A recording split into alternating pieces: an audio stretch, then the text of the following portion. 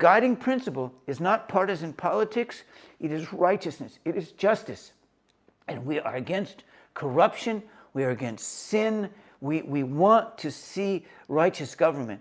There were some things, amazingly enough, that I saw in Israel, that one of the Muslim parties actually was talking about righteous values in our society more than the Jewish religious or more than the secular word. Amazing. And I mean, I'm not a Muslim, but I'm saying is what we're looking for there is righteousness and justice in the governments that we are for. We have to pray, and that's a value that we as believers want to bring into society, whether left wing or right wing, whether any government system, it should be righteous. I'd rather have a righteous dictator than have a democracy and with people that are corrupt. That's the more important. That's the principle we're going for, righteousness. Hallelujah. John chapter 18, verse 36. It says, Yeshua answered and said, my kingdom is not of this world. If my kingdom were of this world, my servants would fight so that I should not be delivered to the hands of the Jews. But now my kingdom is not from here. Remember this is Yeshua talking to Pilate. Pilate says to him that he has the authority to crucify him. And Yeshua says, yes, that's true, but it was my Father that put you in that position, and you're going to have to give din v'cheshbon. You're going to give accountability to my Father in heaven for what you're doing. But we live in this. And when people came, of course, there's that famous passage where Jesus says, whose picture is on the coin? Is it Caesar or is it God? So we live in a paradox here where we're submitted to the government as their delegated authority from God. We see it limited, and we're submitted to them in that limited way.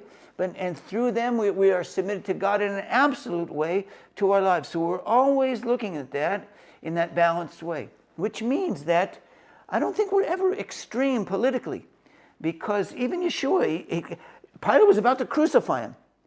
And he said, well, I see God's sovereignty. I see my Father's sovereignty in this, even though you're about to kill me. But think about how much faith that is for us to understand the sovereignty of God. If Yeshua could look at Pilate, Yeshua, the most righteous man that ever lived, could look at Pilate, a violently cruel Roman Empire leader, and say, I'm going to submit to you, but I trust my Father in heaven to bring justice out of this in the end. What an amazing thing. So as he is under and over, we have to deal with that paradox and dynamic tension in our own lives. We're praying for the government. We're looking for righteous government. We're under it, and yet we understand there's a higher level of spiritual authority over that, which we are more committed to.